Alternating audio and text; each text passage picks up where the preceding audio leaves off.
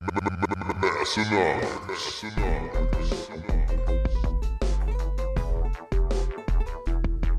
Welcome to Massenomics, the world's strongest podcast. Find us on Facebook, Instagram, and Twitter at Massenomics. Make sure you go visit Massenomics.com. There you'll find the rest of our powerful content. While you're there, check out our store and buy yourself some of that sweet Massenomics gear. So, yeah. There it is, LRB. All right, guys, we are here back in the Massenomics studio. Post-Arnold, we're all partially recovered, I think, at this point. Nobody's back to 100%, I think. Partially is the key word there. Yeah, we're Definitely all, not 100. We're all starting to get sick from all the germs and lack of hydration. And The 300,000 people we came into contact with. how has anybody weighed themselves? I was down. I have not. I'm down 8 pounds. I was not down 8 pounds. The thing was, we ate a bunch of crappy food there because we just kind of ate whatever, but we were walking so much that I was like, with all this crappy food, I thought I might gain some weight, but we walked it all off pretty much. It also is really, really tough to get like water in. That, you know what I mean? The amount of walking we were doing, and it's not like you can drink a gallon or two of water in a day while you're there. So that was been my full-time job since I got back, was trying to drink enough water. It's been, and my pee still looks like iced tea. A little rustic brown. And how have your feet been holding up, Tyler? Oh yeah, we were just talking about this. So, did I even get into this on the podcast while we were there? No. I don't think don't so. think No, so. you just mentioned in passing you've had feet issues. Mentioned Your in, special feet, they've been brought up before on this podcast. by mentioned in passing, he means I've been complaining about it since Saturday at the Arnold, Yes. nonstop. Yep. But I don't know what the deal was. Like, my feet hurt from walking around, but like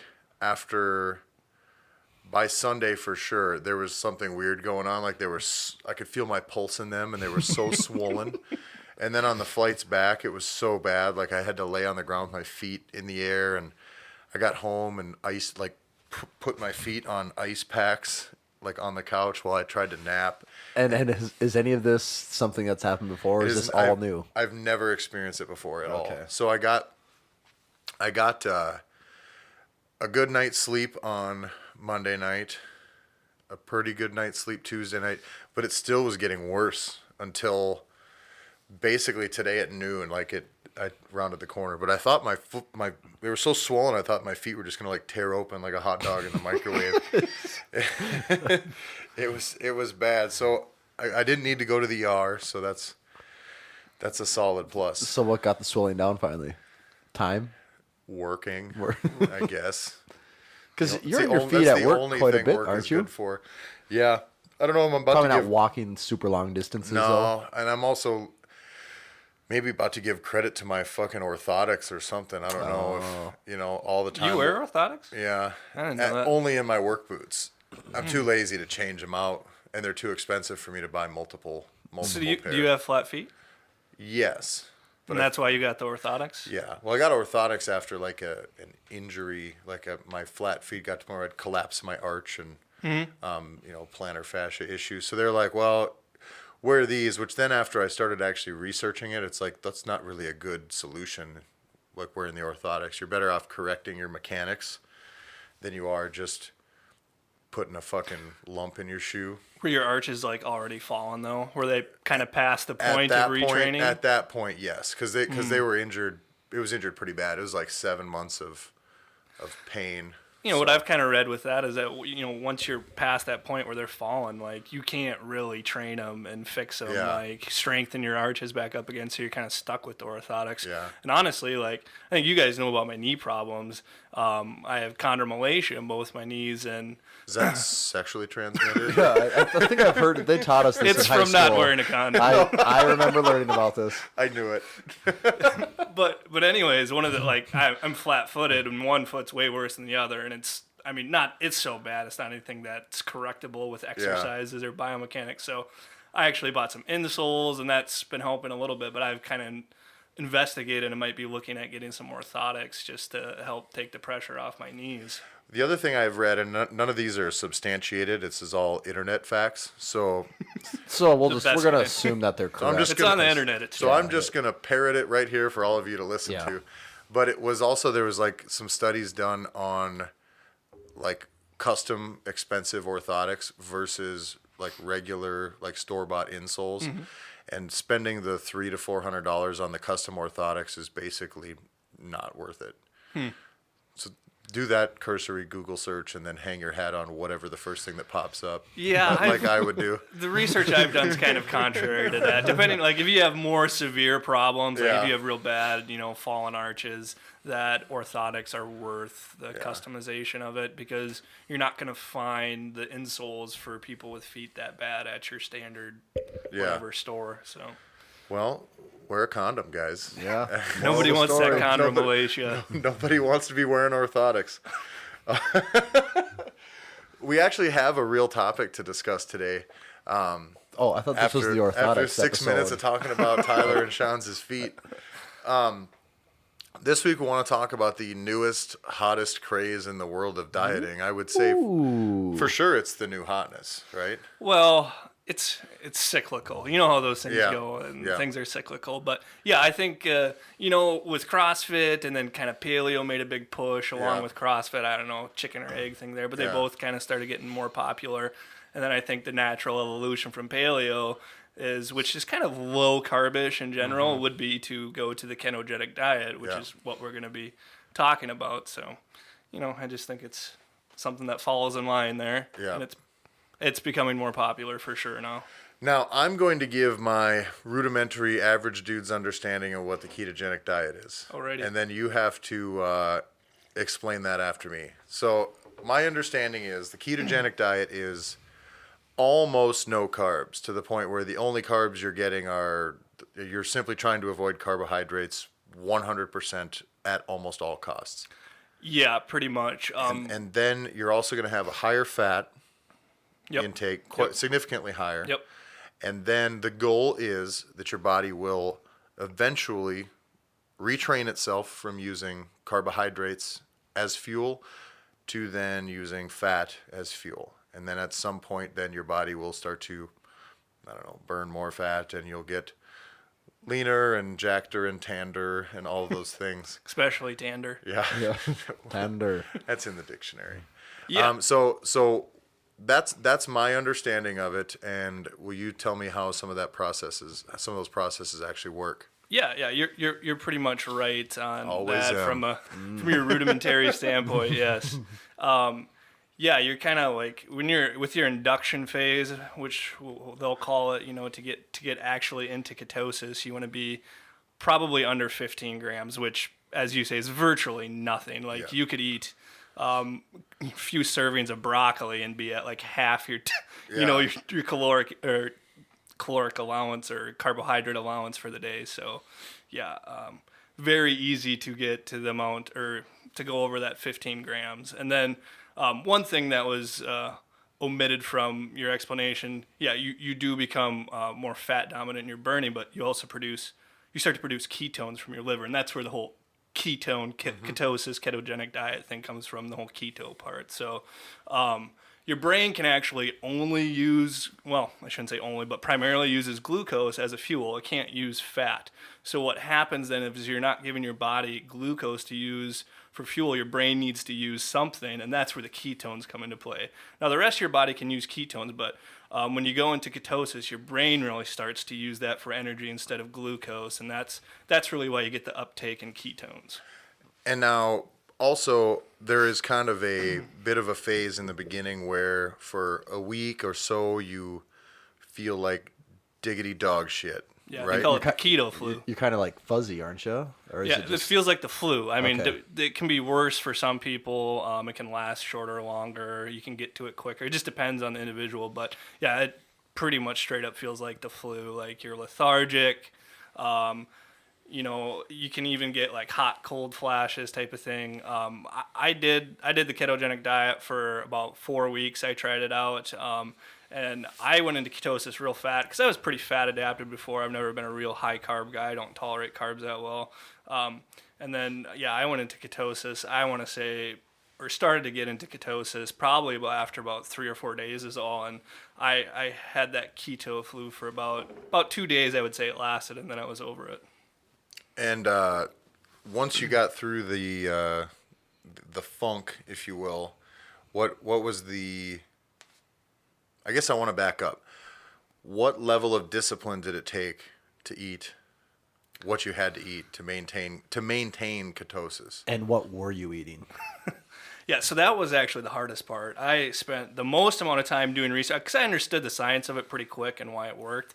But the hardest part, the most amount of research, was finding what foods to eat and what I couldn't eat. Like, just, the broccoli, just understanding that, a few servings of broccoli and you're getting half of your caloric carb intake. So it was like trying to find things that wouldn't just drive me crazy, that'd be able to stick to the diet. So I tried out some new recipes and stuff, and ultimately just ended up settling on a lot of beef, a lot of spinach, a lot of olive oil, cottage cheese, some eggs. I've never been a real big egg guy. Some nuts, but here's the thing, like there's some nuts that are higher carb, air quotes here, higher carb, and some that are lower carb.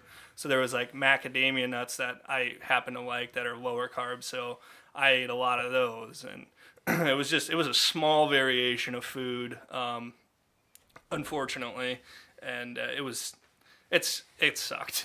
It was really hard to stick to. So are you still doing it right now, or no? Okay. No. After about 4 weeks, I decided that it worked. First of all, it worked very well and very quickly. One of the things too is you tend to shed a lot of water weight right away too. It kind of has a diuretic effect. So from a fat loss standpoint, it's effective, but even more so, like shedding water, and then you look like when you shed water, like you look leaner. So that right there kind of hooks you too. You're like, damn, even though it's water weight, but like you look in the mirror and you're like, holy crap, like this is working fast. Yeah. But my waist went down an inch, like I would say in probably 2.5 weeks. And that's pretty fast to lose an inch off your waist I'm not a very big guy the way it is. Yeah. So, I'm not carry a ton of fat. So, that was a quick, quick turnaround for me, or quick results, I guess. And when did you said about a month you stayed with it, and when or why did you exactly just kind of give up on your experiment? Did you ever intend on it being a long-term thing? No, not necessarily. Like, was that going into it how you kind of never intended on doing it for a long time? Is that because just looking at it you go, oh, I can't fucking do this forever? Pretty much. I didn't know how I was going to feel on it. The things I had read is that, people feel really good on it. They have very stable energy levels. And the thing is like you get very stable energy levels, but they never get any higher and they never get any lower. Oh. So you're just kind of like at awesome. This. Yeah, like you can eat some carbs and you can get a mood boost from it, a little bit of energy boost from that immediate glucose. With this, like, you're just, you don't get any lows, which is nice, but you don't get any highs either. And to me, that sucked. Like, and you don't really, like, there's some, I'm not a big foodie, I kind of look at food as fuel, but there's some things I look forward to eating, especially on the weekends, because, like, I cook all my meals for the week, pretty strict then, and then when the weekend comes, I like to be more liberal with my food intake, but I didn't have anything to look forward to on the weekends because it was the same old shit, because you just didn't have a lot of options, and I was like, all right, this sucks. And then like the mood, well, not the mood thing necessarily, but like the energy levels just always being the same energy levels, like that bothered me. And then the workout suffered a little bit too, honestly. Well, that's another thing that I've heard is that like trying to fuel a workout in ketosis is I think it's more challenging for some than for others, but I think my understanding of the ketogenic diet is that it's much more suited to people who are just trying to lose weight and probably aren't going to use any sort of exercise. Yeah. Well, yeah. But also, if you're that type of person, it's probably difficult to adhere to a absolutely ridiculously strict fucking it's a like the ketogenic diet to me seems like it's really dogmatic. Because you have to be so firm on it for it to work at all. Mm-hmm. Otherwise, you go way the other way. Because if you don't get into ketosis, your fat intake is way fucking high, and like it's not good. So, well, here we didn't really touch on this, and I wanted to talk a little bit about how it works necessarily. Like if you're not in ketosis, it's not the end of the world if you're still eating a high fat diet, because this is what the main benefit isn't necessarily the ketones, the ketosis itself.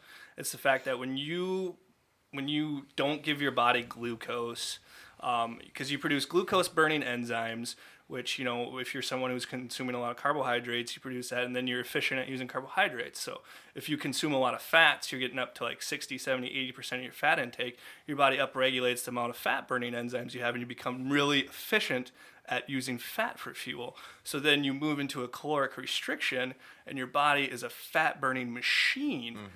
So when your body's lacking energy, it has a much easier time mobilizing fat energy stores to use.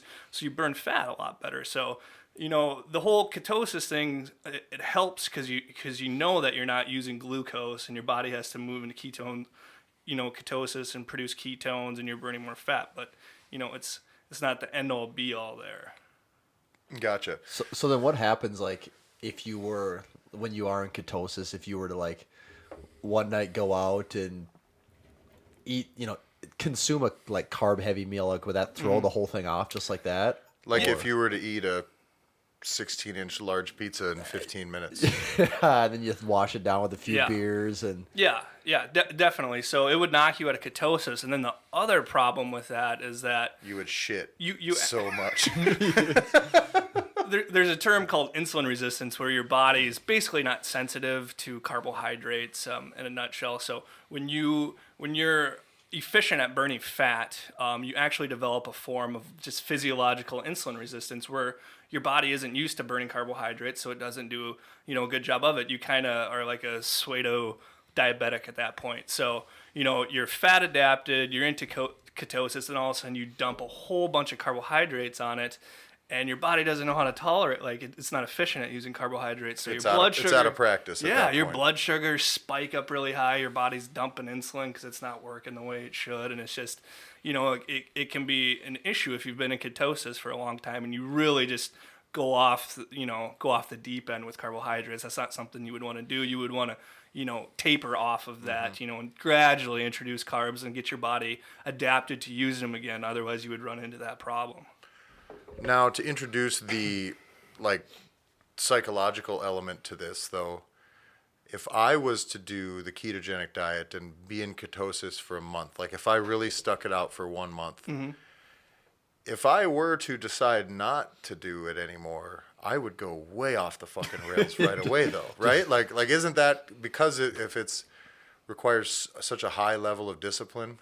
I would guess that 99% of the people that when they do give up on it do go, like nobody tapers back off into, nobody tapers back into carbs. How else are you going to make up for all that lost time? Yeah, I was like, well, geez, how am I going to get all this macaroni and cheese into my body? These 4 ice cream cakes don't eat themselves.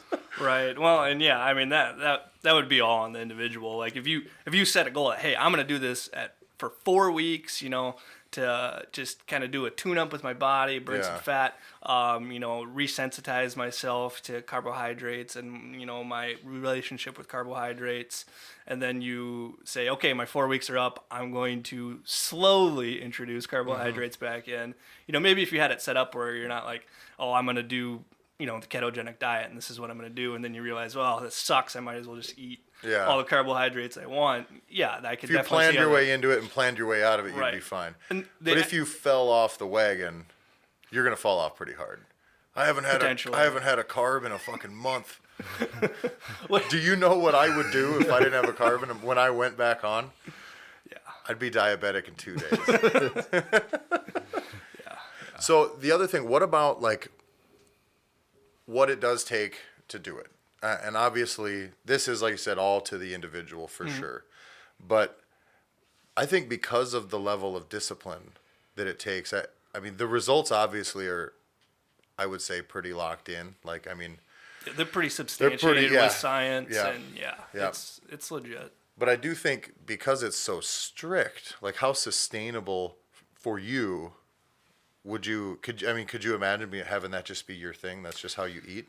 No, not personally. And for someone who likes to lift weights, where you spend a lot of time in the glycolytic system using glucose for energy, and you're someone who wants to build muscle like I do, ketogenic diet's not great because carbs are anabolic.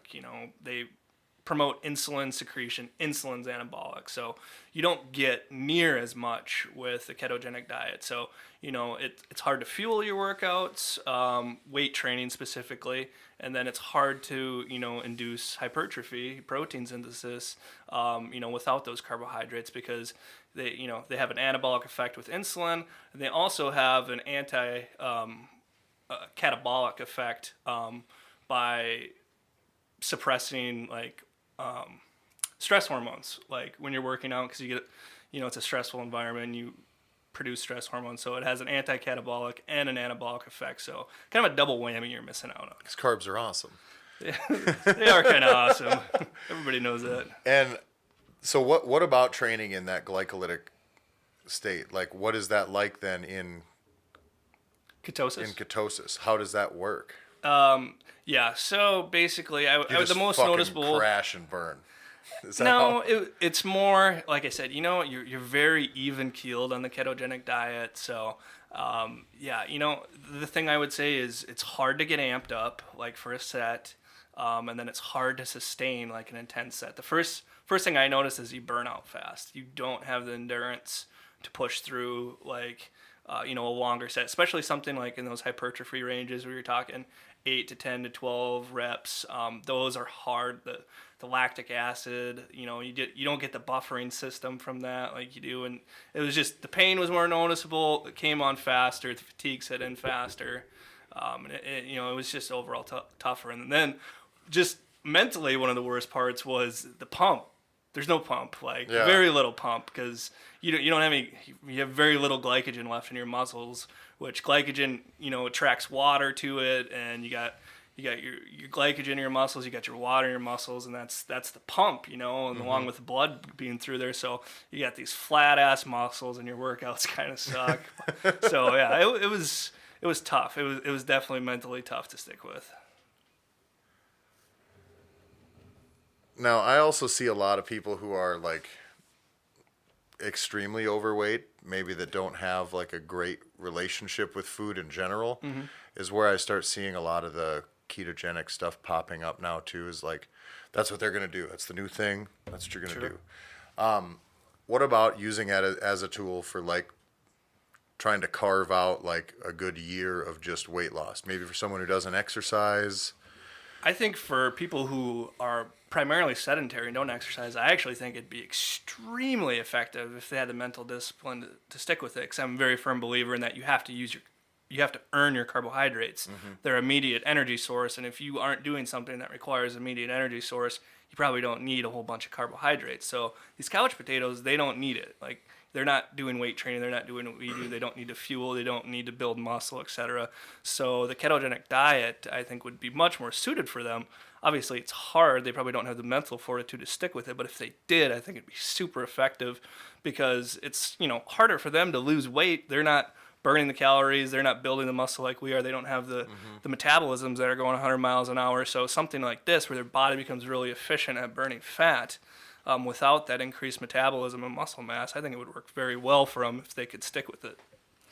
Now, for the sake of, one of the things that with at least the way that I eat is that I allow myself a fair amount of freedom. It's the old Jocko Willink thing that the discipline equals freedom. I eat very plain and very strict for the most part, not in an unpleasant way, but I'm definitely on point 5 days a week, all 3 meals for 5 days a week. And I have maybe 1 meal on a weekend, maybe 2 at the most, where I can just eat whatever the fuck I want. Yep.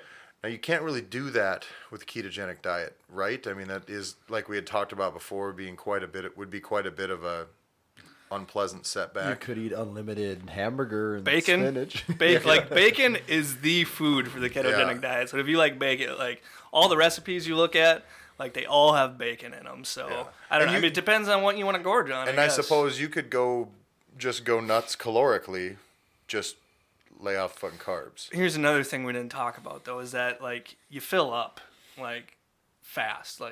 Fat is satiating and protein is satiating. It makes you feel full. So you're getting a whole bunch of those. You don't really feel the need to gorge on carbohydrates. You'll crave them a little bit, but you don't get the crazy hunger swings. Like, you ever notice how sometimes you eat some carbohydrates or you eat something that's sweet or something like that, and then very shortly after that you're even hungrier? Yeah. Like, you don't get that with the ketogenic diet. Doesn't happen. I'll be the judge of that. Maybe you should do it just to see if that happens to you. Tyler. I don't want to shit on anything I haven't tried or anything like that, but I can just on paper, it's just no way it's for me. There's just no way. I also think I would have a hard time just sitting down with a meal and not having it have the mass that my carb heavy meals have. Mm-hmm. I sat down tonight and I had 11 ounces of turkey breast and 2 cups of rice and a cup of green beans. And it was, by the end of it, I'm just like, fuck, just getting it in. But there's no way that I could eat, I think with the fat, trying to keep, it's a lot easier to be full on like a clean diet with some clean carbs and vegetables than it is volume. to just with fat. Yeah, there's a lot of volume. So I like to get done working out and I like to come in, I like to feel full. Get myself a shower, and go to bed. Yeah, and one of the things that people do for the volume in that is the greens. Like, after you're into eat ketosis, the shit out of some leafy greens. Yeah. And after ketosis, like you probably have leeway from 15, even all the way up to 50 grams. Where if you've been in ketosis for a while, you could go up to 50 grams of carbs, and not knock yourself out. Mm-hmm. So, you can pile on the broccoli and the greens at that point, and you're probably going to be fine. And that's how people add volume. One of the things I also wanted to talk about is that you don't get as much fiber. You think about where all your fiber comes from, your grains, you get some from your vegetables, but most people's fibers come from the grains. I used to eat a lot of beans before I got on this, and I'm like, cutting up freaking beans. Like, how restrictive is this? Like, I couldn't eat yogurt. Like, I used to eat yogurt and blueberries at lunch, and I'm like, I can't eat yogurt, I can't eat blueberries, I can't eat beans. Like, this is stupid. Like, those are 3 like healthy foods. So anyways, you don't get as much fiber and you get constipated. Like, that for sure happened with me. Really? They recommend buying some Metamucil, and you have the Metamucil drink, so you get your fiber that way. One of the things that I had seen too is people take and that's where they'll use the MCT oil, and they'll use quite a bit of that. But there's a fine line between eating enough of it to keep you lubricated. Regular. But once you cross over that line, it is an absolute fucking crisis situation with the MCT oil. Yeah, that's because, you probably read this when you were looking at the MCT oils, but like your body doesn't store that. And that's the thing with MCT oil. It's a fast, fat energy source. And if you take a whole bunch of it, your body's got to use it or get rid of it. It can't store it. So yeah, you get the freaking liquid, greasy MCT shits. Luckily, that never happened with me. I can't imagine, yeah.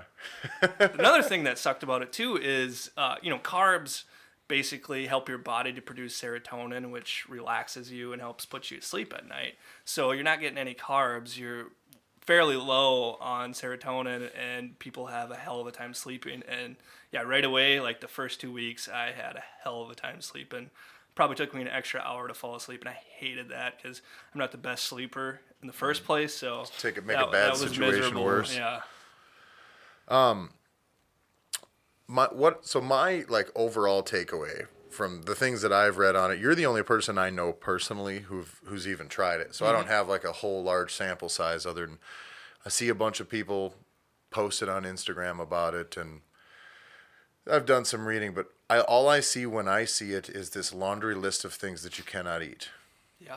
And that, I think, if I was to recommend to just an average person coming to maybe like change the way they eat, personally, if I was making those recommendations, I would like steer somebody towards like sustainable, healthier, get yourself in a caloric deficit, eat in a way that makes you feel full. For people, you know what I mean? For people that are overweight, it's because they're eating too much, or at least too much of the wrong thing. So I would think that you'd be better off just changing so that you're eating in a way that you're simply in a bit of a caloric deficit and in a way that you can sustain it. This, to me, to somebody who does, at least has not up until this moment, shown enough discipline to eat properly, seems like it's pretty fucking restrictive. And telling people, if I come up to you off the street and I'm like, you can't eat noodles, bread, rice, fucking oatmeal, anything that you Yogurt, like, fruit. yogurt, fruit, yeah, fruit. You can't have more than a few pieces of broccoli a day, even, and it's just going to be, And they'd be like, nothing but that stuff's supposed to be healthy. just Yeah. nothing but meat and fat, man, and like, and you still have to be in a caloric deficit. Yeah. So like, and fat is pretty calorically dense. Yeah. So while you may feel more satiated, like you're not. It's on paper, it's not going to look like you're eating as much as you would if you had a big old like one of my dinners. So I just think what I would recommend if someone was asking me, I'd be like, well, let's just start steering you towards some healthier, sustainable habits other than something that's very far out there. It seems to me like it's an effective tool, but it's a pretty advanced tool as far as like psychologically what it demands of you. You know, you got to be really on the point or on the ball. Yeah, definitely. It takes some serious discipline, but yeah, it is super effective. And then like you see the people that are about that lifestyle, that ketogenic lifestyle, and I mean they're all geeks on it. It seems like they know the science, and They're you know, pissing they know, on sticks like, all the time to make sure they're in ketosis. right, and they're talking about how it's gonna, you know, regenerate their mitochondria, and like, they've gone into the studies and looked at, you know, all these reasons that why they're doing it, and I'm like, yeah, I mean, there is a lot of good things about it. You know, one of the things that is pretty prevalent in the research is the benefits for your brain on it. I thought that was interesting, and then like the mitochondria stuff too, and like renewing your mitochondria, making it stronger and things like that. And it's like, yeah, I mean, it might. I don't know if it's worth it though to be that restrictive for your life, but some people just like eating it, and I mean, there's some people who just like the way they feel on it. They like the way they feel on it so much it's worth doing that. But I didn't like the way I felt on it, so that and the restrictiveness on it was enough for me to say, hey, I'm going to try something different. And then what I actually have been doing since then, the Arnold got me a little off with that. That was tough to stick with it. But essentially, you do kind of a ketogenic diet during the week. They call it the anabolic diet. I think it's by Dr. Pascal, something like that. Pascal, guy in the 80s, you know, bodybuilding kind of guru. It became popular with the bodybuilders. But you're ketogenic during the week, and then you actually do like carb refeeds on the weekend, and then you know, you're really strict with your carbohydrate intake, and it doesn't give you enough time to develop that resistance that I talked about, you know, that insulin resistance. So you know, you get to the weekends and you can actually tolerate some carbs, you refill your glycogen, you get a mental break from it. I think the mental break is where that is probably more valuable than a very strict ketogenic diet, because the same thing there. Because I mean, how many times are you gonna go somewhere and not eat the food that's served? Right. You know what I mean? And then you're just an asshole. Yeah. I went over to a friend's house in Sioux City, like when I was on this ketogenic diet, and they ordered Indian food. I'm like, oh, you know, like I can eat the meat and whatever, and like and it just came with a boatload of rice. Like they ordered a shit ton of rice, and I'm the dickhead here that's not eating any rice, and I'm just eating everyone's meat. You know. Now I am gonna need a triple serving of meat though, but you guys can have all the rice if you like. Yeah. So it was restrictive, but the anabolic diet. That kind of variation of it, I like much better. Where I'm already strict during the week because I cook all my meals or whatever. And then I get to the weekend. You know, some people do like Friday night, Saturday, even into Sunday, and that's how long the refeeds last. I just do mine on Saturday, and then I wake up and I'm like, ooh, it's carb day. I'm gonna pancake so hard. And it's the mental break's the biggest part of that. But yeah, like my Saturday workouts then are just the frickin' bomb. Yeah. Like, you know, the glucose is filling back the glycogen in my muscles. Like I'm getting a pump again. So, you know, all that's pretty awesome stuff that I've kind of gravitated toward. That's when I can get back on track here. That's kind of what I think I'll stick with. Pretty damn low carb during the week. And you never had a hard time being low carb. You know, like you said before, you're not like a huge carb guy. Nope. So for people that are huge fans of carbs, you weren't a huge fan of the process with the ketogenic diet. And for somebody that's a big fan of carbs, it may be even more difficult for them than it is for you. And you're already disciplined enough to kind of have your shit on lock during the week anyways. So my guess would be, there's something out there for everybody. But I do think that if you're just going to try to start doing something, you can give it a whirl. But I think there's probably more sustainable options that are not going to fucking break you. Yeah. And I think, you were talking about steering people to something more sensible. Like, I think something that's a little less restrictive, but just much more sensible and responsible would be kind of pushing people towards a paleo diet where you do include something like, maybe some rice and some other carbohydrates like that, where, you're just kind of eating natural foods. Yeah. You add in some grains to it. Well, I think for a lot of people, it's all right. Let's start by going from 9 pops a day to 3. Oh God. You know what I mean? Like that's where a lot of the people that are, if you're coming in saying, well, I want to lose some weight. I've got 80 pounds of fat to lose. I'm gonna do the ketogenic diet. It's like, well, you could, and you could turn a 180 today. Yeah. But let's just start by cutting out half of the soda you're drinking first, because we might ease ourselves into something you can continue to do. Otherwise, going from eating just dog shit to something strict like the ketogenic diet, I think you're just asking yourself to crash. You're just going to crash and burn, I would guess. Yeah, I have people that come to me and they're asking for, well, how should I time my meals? So what should my macronutrient breakdown? Like, and I look at their what diet. type of protein powder should I be buying? And I look at their diet plan and like, you had like 2 bags of chips, a candy bar, and a pop today. Like, well, I mean, let's fix that first before you start worrying about anything else. Like, yeah, people often major in the minors, and you hear that, and it's so true with diet stuff. It's like, and all these people, they know that they shouldn't be eating this. Like, the first thing to always look at is like, just cut out the stuff is not good. Everybody knows the few things, the pop, the sugar beverages, the candy, the chips, and all that shit. Just cut that out first. You'll probably get a shit ton of results from that, and then you can start worrying about the minor things and tweaking stuff and getting your. I mean, because I do think if you hop on that grind and you stick with the ketogenic diet for months and months and months, you'll get the results. I do believe that you'll get the results. The question is, if you hop off it, what habits has that taught you? You know what I mean? Like, are you going to still be able to maintain, if you jump off it, are you just going to go nuts and gain the weight back? Or can you do it for the rest of your life? Yeah. And I would guess most can't. But I don't think it's shitty.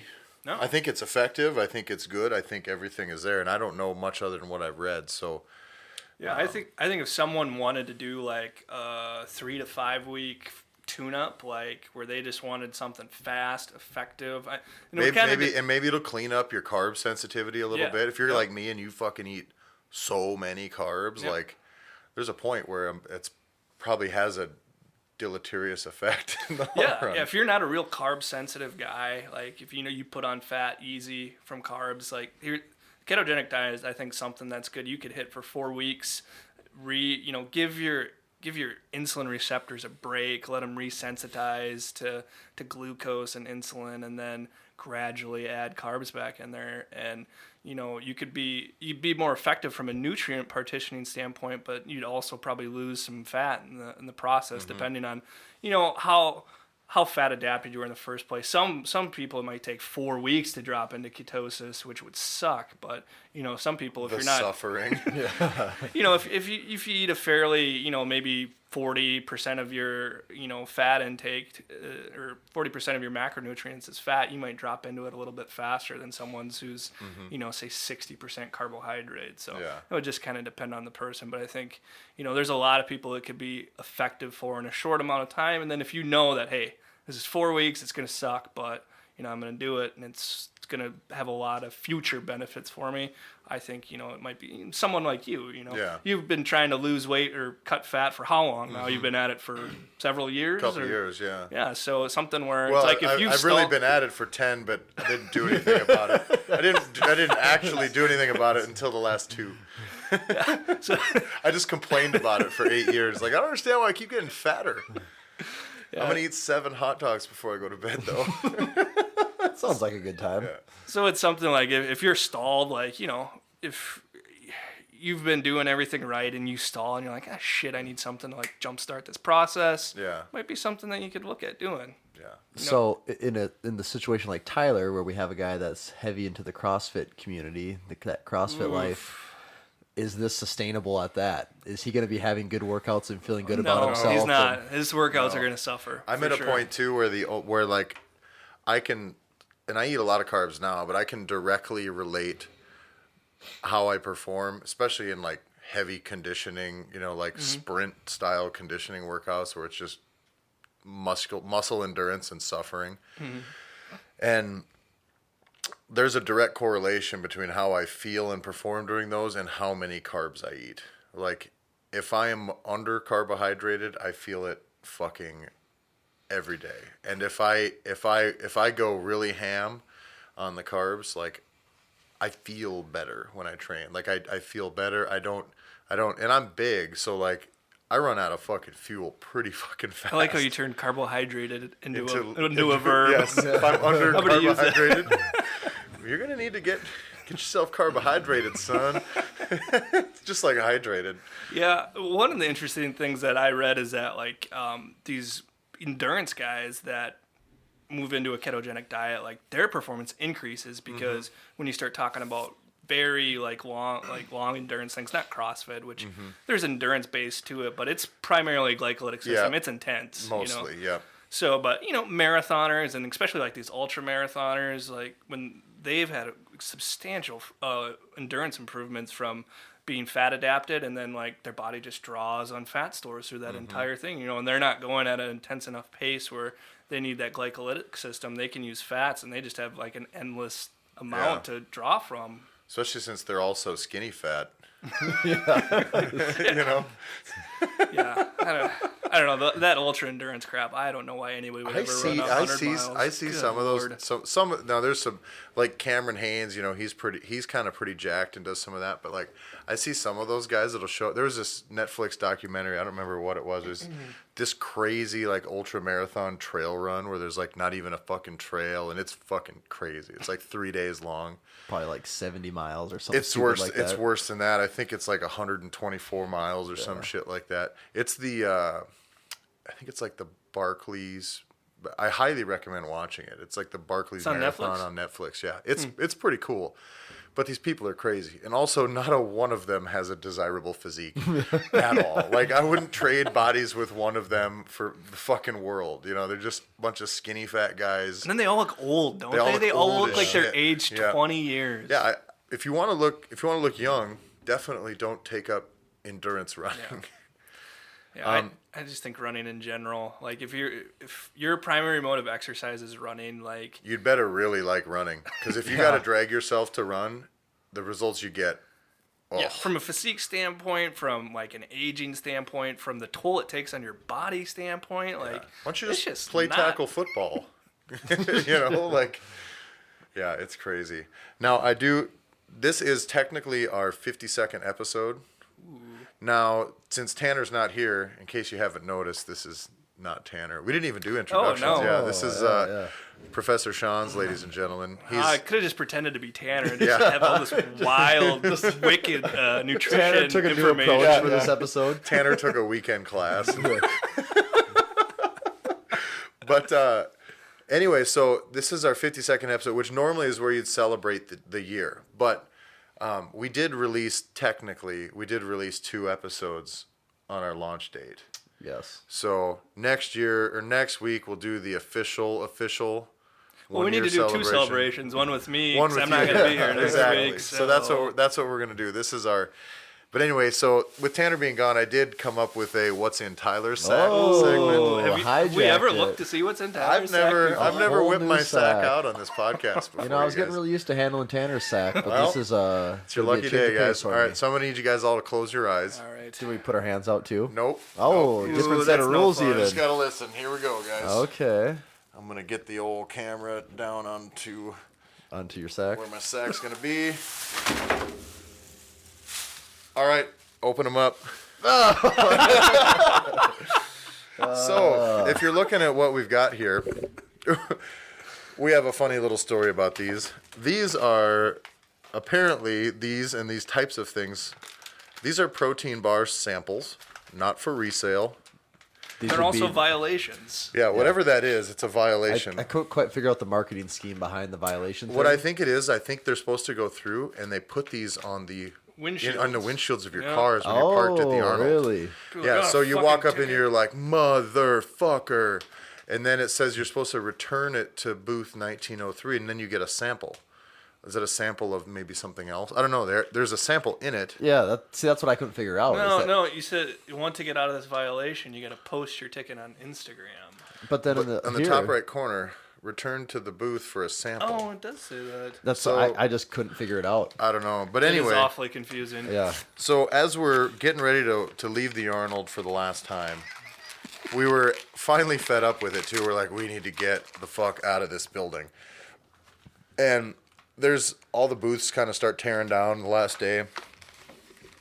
And there's this guy with like a shopping cart full of these. It must have been his job to go out into the streets and dump these on people's cars. And he must have run out of cars or something, but he just starts setting them out on this table by the exit, just hundreds of them. And we start grabbing them, like one at a time, like we're going to be... Well, we were polite. Yeah, Like two, three, put one in the pocket for later. Cool. You're just putting them out there so lots of people can be exposed to your protein bars and try them. That's a good idea. And so we one other one here and there. You know, we put them in our bags, and we just are all sitting there just waiting. And as soon as he gets done, as soon as he leaves the building, we just fucking grab all of them. It was a free-for-all. Wasn't the Ross the gang leader on that? I think he was the first one over there. He opened up his drawstring bag and just like a swipe with his entire arm. Just started swiping it into his open bag. Yep. Now, an entire bag full. We're going to give him a little shout-out, I guess. This is the BSN Synthesix Protein Crisp peanut butter crunch flavor, but they basically are like a Reese's, like a little Reese's bar type taste with peanut butter on them. Oh, yeah, I think they're delicious. Yeah, and what's there, like 2 grams of sugar? Good. Yeah. Like, there's almost no sugar in this thing. Yeah, let's take a look. Oh, yeah, 3 grams of the sugar alcohol, 2 grams of sugar. So, for being, as far as protein bars go, there's, a couple different ends of the spectrum. There's the Quest bar, which is almost no sugar and tastes like chalk. Yeah. And then you have your like Cliff protein bars, your Gatorade protein bars that have like 25 grams of sugar. Tastes pretty good, but there's also a lot of sugar in there. So if you're concerned about that, that's probably not the best option. As far as protein goes, though, there's only 10 grams of protein. But this is the sample size, which is half the regular size. So the real deal is double this. It is actually okay. I was gonna say because we're talking like the equivalent of like because this is a 1 ounce bar. Gotcha. The real deal is the 2 ounce bar, which doubles everything. So now you're at 20 grams of protein and 6 grams of sugar roughly. Yeah, that's not bad. Which isn't bad, and the flavor, I would say, tastes way better than what you would expect for 6 grams of sugar. I thought it was good. Tasted like a snack. To the point where I actually, when I brought these home, I was still kind of eating them, and then Leah had some. She's like, "Oh, these are really good. I like them a lot." Yeah. And then I see here $5 off protein crisp bar at Amazon. Use coupon code this. I'm like, sweet. I'm gonna go check out how much a box is. Hopped on Amazon and I didn't. Where do you put in a cube? Oh, when you check out on Amazon, maybe. I suppose. But then I was like, do you have to buy it from a certain? Because there's multiple people selling these. Yeah. So it's like there's a lot of ifs that in that situation there that are not covered. Another flaw in their marketing scheme. It's aside from pissing people off right away, like motherfucking parking ticket. Yeah. Oh, it's pleasant now. Yeah. So that's like running up and arresting somebody and throwing him in the back of a police car and then just being like, ha, bro, it's just prank, bro. Just kidding, man. You won $5. Fuck. But anyway, that was our fun little story of. The biggest thing is we came out ahead because we did not wait in a single line for a sample. These types of things are, my understanding, it's basically the reason that 80% of the people go to the Arnold. And wait in line for 1 to 2 hours for this stuff. There's so many people that wait in line to get like protein bar samples or a shaker bottle or a T-shirt. Yeah. And lines that there's no fucking way that they know what they're giving out. That's the thing. There's no way the people in these lines that are 600 people long, that they know what's at the end of that line. 2 hours to stand in line, and then you had to sign up. You had to give out information for a freaking Monster energy drink. That one blew my mind. Like you could just go work a crappy minimum wage job for the day and still come out ahead on time and money. Yeah. In every situation. I think for the risk, you could just try to steal one from a gas station, and you might get lucky. The other thing that's crazy is the people that wait to meet people is fucking out of control. Piana? The Rich Piana booth had to be 2.5 hours long. Yeah, and like not to knock the guy, but I didn't think people really took his stuff that seriously. I thought he was kind of like a YouTube joke a little bit, and I've honestly hardly watched any of his things, but I kind of thought the general consensus around him was, well, that's Rich Piana. He does Rich Piana things that don't make sense to anyone else in the world. But after going to the Arnold, his things are admired by hundreds, if not thousands, of people on an hourly basis. Like, I don't even, and I'm like, what are you doing there? But I wouldn't wait 2 hours to meet Arnold at the Arnold. Like I just, because I know what that meet is. Hi, how are you? You know, Tyler, I'm a big fan. Nice to meet you. How much do you train? Nice to meet you, Arnold. And you know his job is to simply, let's be nice, let's take a photo, and then let's get on to the next person. Like that's it. That's where we got lucky with having the camera and microphone, is like, we got to talk to all those people, but because we had a fucking microphone and camera, it was an actual conversation with them. yeah. Which was way sweet. But aren't you going to tell people that you got to shake Arnold's hand? Like, that's the coolest we thing didn't talk ever. about Kind of that. a big deal. Okay, so here's the shaking Arnold's hand story. Now me and Arnold are going on a little vacation together. It's going to be pretty sweet. We're best friends. But how we met, It was magical. we had just got done interviewing, who was it? Was it the Thor thing? No, it was later in the day, so I don't even know where we were going. Yeah, we didn't do them till Sunday. Yeah, that was so on Sunday. Saturday Sunday. it was. So who knows what was going on We were just Saturday. kind of stuck in We a might have mess been there. at the Pioneer booth. Yeah, and so then we Might have been walked after one of the over. strongman deals. Yeah, so we Yeah. started. We were in that area. started making our way to the back corner, which is apparently a place you never want to Yeah, end you up don't in, go to the back corner. Stay ever. away from the corner. Not on Saturday. And we get there, and all of a sudden, security comes running by, and I didn't know what security looked like.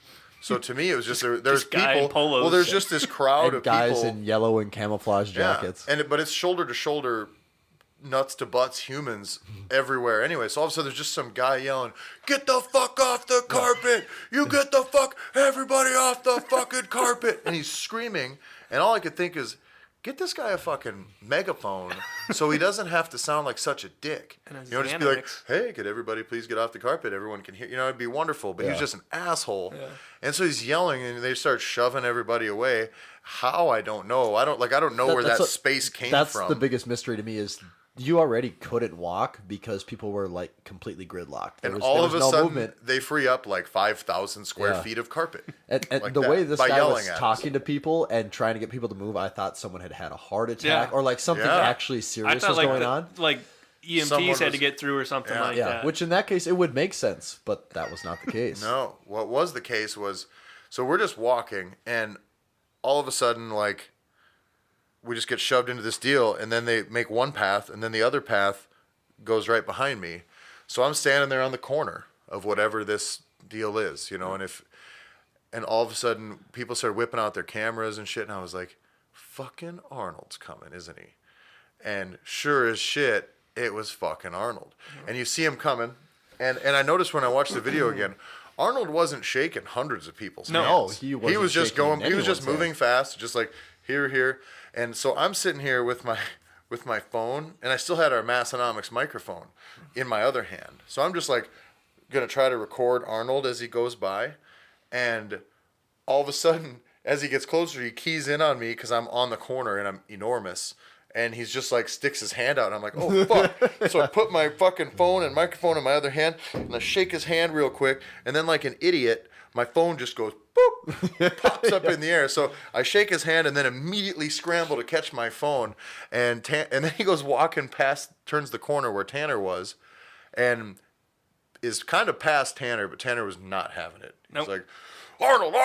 Yeah. And sure enough, got Arnold to turn around and shake his hand. So me and Tanner both got to shake Arnold's hand. And I, just by the millisecond, happened to get it on Snapchat. Yep. It was I got awesome. you fumbling your phone and everything. Everyone was asking me, like, why did you, like, wipe your hands off as soon as he shook your hand? That's what it looks like. It's like I shook his hand and I went, and I was like, no.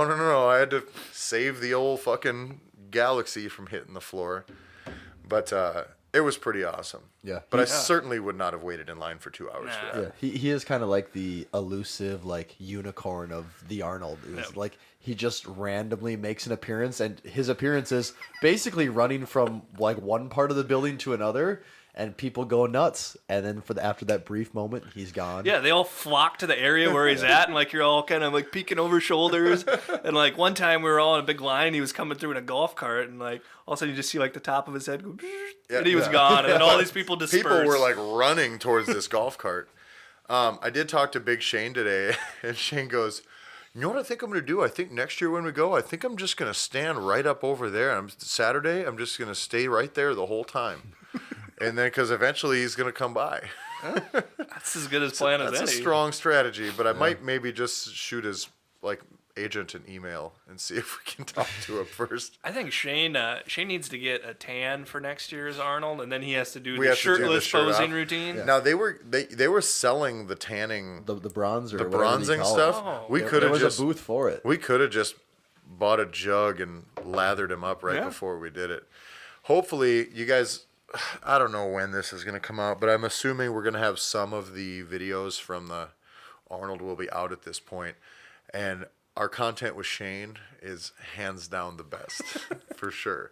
We had an interview with Shane, and we got Shane posing down with the Arnold statue, and it is gold. It's pretty amazing. The Arnold statue in front of the building has as much of a line as some of the fucking there was, depending on the time of day, 100 plus people waiting to take photos with this statue. And people do their whatever they think they got to do, which some people it's a selfie, some people it's a group photo, some guys need to take their shirt off and go through like show all their hard a work, very serious posing routine to like try to prove to the crowd. And Shane had his opportunity to shine, and I thought for sure Shane would go up and maybe do a smile or like a double bicep, and I think that's what he thought he was going to do too. But there was a crowd. And there was a crowd. And there was 100 or more people in the line. Yeah, without a doubt. There was a whole line of mounted policemen on their horses behind him. That's right. I forgot about that. And Shane got up there, and I had my camera out ready to just snap a few pics.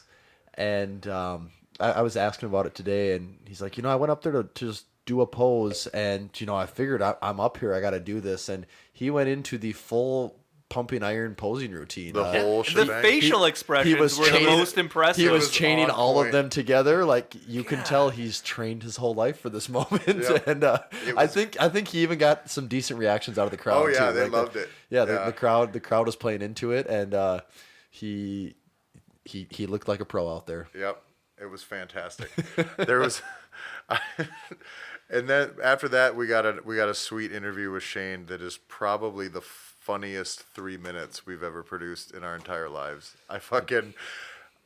It took everything I could to not buckle over and try to pretend to be serious. It was the culmination of his Arnold prep. Yeah. So we won't go into all of the ins and outs of everything that went down at the Arnold because there's just so much of it. Yep. But keep your eyes peeled to Facebook, Instagram, and YouTube, and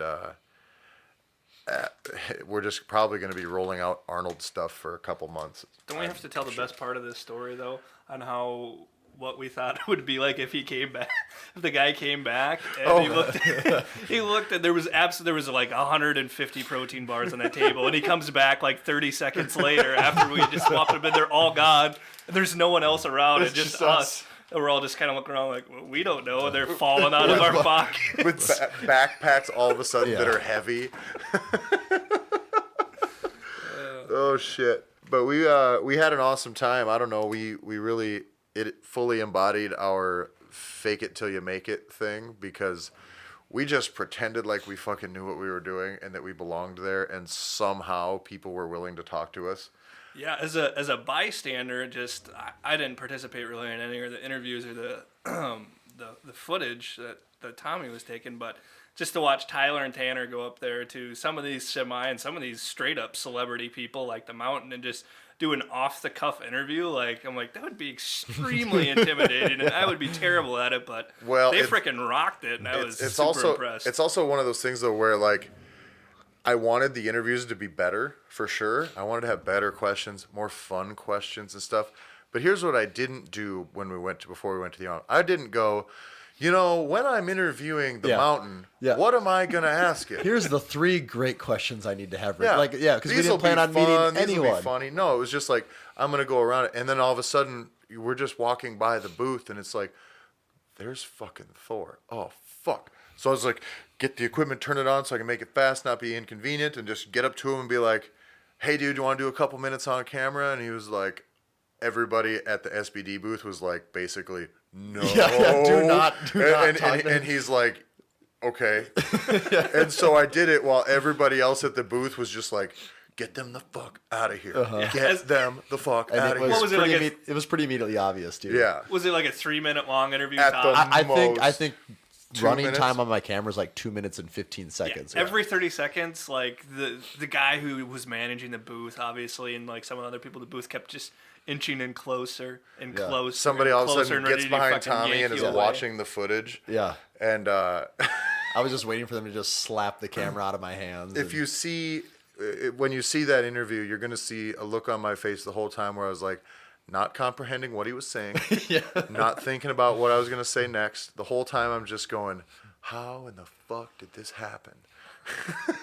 And looking back on that whole situation, I think what made it fun and what kind of the luxury we had is that, first of all, we didn't plan on any of it. So if we got one interview, that was one more interview than what we kind of planned on. Yeah. So everything was really a bonus.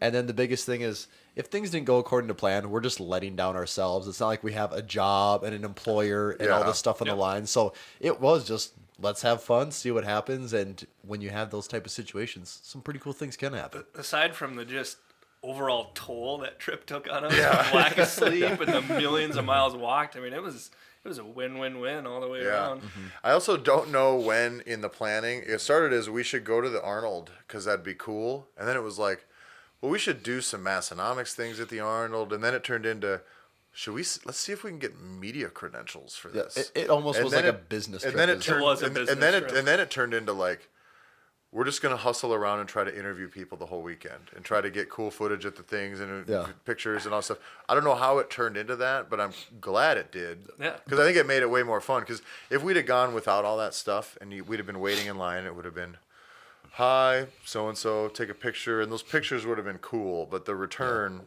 from actually getting to interview these people. And just thinking about like our activity level while we were there, obviously at the Strongman, we were kind of parked there for 1 to 2 hours, depending on how long the events were going. Yep. But one of the few times I can think where we were really just sitting, hanging out, is at one point we went over to the, I think it was a USAPL meet going on.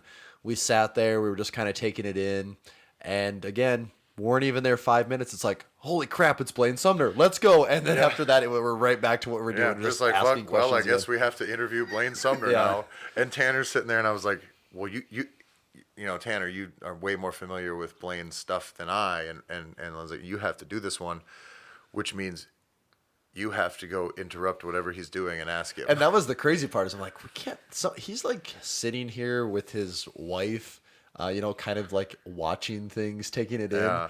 And I thought for sure if someone's going to say no at any time, it would be then. Like, no, bro, I'm trying to just chill and hang out. I set 3 world records yesterday. Leave me alone. I squatted 1,100 and some goddamn pounds yesterday. And his answer was, yeah, cool, let's do it. And it's like, we have to leave. It wasn't even like we can do this on the spot. Like, we had to go to a different area. We had to interrupt him. And he was cool with it. So props to Blaine. People were way more generous with their time than I would have expected. Yep.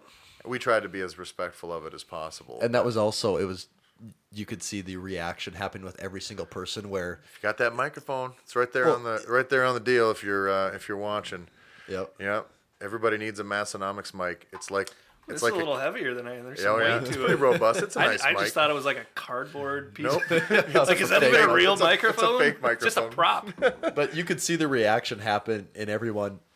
Just some random person taps someone on the shoulder or says their name, and a lot of times they turn around like, who's messing with me? What's Or going they on? just are gonna. All right, I'm gonna take a picture of this guy, and he's gonna and then tell me all that of a I'm sudden, cool. like you say, like, "Hey, I want to ask you a few questions," or Can I you know, get we take on a picture? camera for a couple And it's just minutes? like instantly, there's like, "Yeah, let's do it." Like Yeah. everyone was super cool about it. And then the people, like, we're just four fucking idiots, like, running around with a microphone there and a camera. But it's like, as soon as we pulled out the camera and the microphone and whoever we stopped, like, people gathered around, like, ooh, this must be important. There's another one of those interviews going on again. What I wanted to like, hand me that microphone, would you? I wanted to like get done interviewing anybody and just wrap it up in front of the middle of the crowd and just be like, "This is CNN." Tyler Stone. But no, it was awesome. We're gonna have shit to talk about in that thing for a really long time. I'm sure actually you're probably gonna hear the same stories from us From Tanner's perspective. dozens of times. Yeah, I was For gonna say sure. next week, probably the week after that, and the week after that. Probably until Arnold 2018, when Big Shane takes the title from Cedric You McMillan. might have to get Shane on podcast just so he could run through what was going through his mind as he was doing the routine. And we're gonna let Shane explain the croissant fiasco Oh my when he God. comes on next time. So, but that's gonna be our hour for today, guys. Thanks a lot for listening. This is the Ketosis episode, or the Ketogenic Diet episode. All right, where do people got to get a hold of us? www.massenomics.com. You still got to say the W's. I don't think you have to, do you? No. It's a given now. So Massenomics.com. There you're going to find all our articles, videos, podcast stuff. While you're there, check out the store. There's hats and shirts, including the new lift shirt, which is basically the hottest shirt at the Arnold. is. We were was. legitimately getting asked Yeah. dozens of times, like, Where'd you dude, get that where'd shirt?" you get that shirt? Massenomics.com is where you get that shirt. And they've been selling like hotcakes ever Yes, since. they too. have. Yeah. We're going to have to order more pretty soon. So get them while they're hot. Also, Instagram, you can get a hold of Tanner, runs the official Massenomics page. That's at Massenomics. Make sure you also go to iTunes, give us a 5-star rating, leave us a review. Those help us out a lot on staying ranked. That way your moms, dads, uncles, cousins, grandparents can all get to know the Massenomics podcast as well. Make sure you follow the Massenomics page on Facebook. And I'm Tyler. You can find me on Instagram at Tyler Effin Stone. That's Tyler EFFIN Stone. Tommy? You can find me on Instagram at tomahawk_D. And you're going to find Schanz on Tinder only. I've been thinking, I'm like, maybe I should get an Instagram so I don't have such a stupid answer to this every time it gets asked. Well, also when we were at the Arnold, there was a lot of Schanz. There was a lot of, I don't know who this person is. And we're just like, you're just going to have to get Instagram to know who these people are. Yeah. Because it's not coming out in the local news anymore. Facebook's almost too much social media for me. I just don't know if I could keep up with You an know, Instagram Instagram's a account. much more condensed version of Facebook. I have a feeling you may not mess with Facebook as much if you got Instagram Oh, yeah. because I would- it's just pictures and videos. So it's just Sure. nobody has to nobody's on there being fucking assholes like people are on Facebook. If one person listening to this podcast sends out a request for a Professor Schanz Instagram, I'll do it. All right, and put that request in an iTunes review. There you go. That's how 4 you do it. stars, but it would be 5 if Sean's had Instagram. That's exactly it. That's exactly it. So thanks a lot for listening, everybody, and stay strong. You just heard the Massenomics podcast. With your ears, you're welcome. Check us out on Facebook, find us on Instagram at Massenomics, and make sure you visit Massenomics.com and buy some of that sweet Massenomics gear. From your friends at Massenomics Studio, home of the world's strongest podcast, stay strong.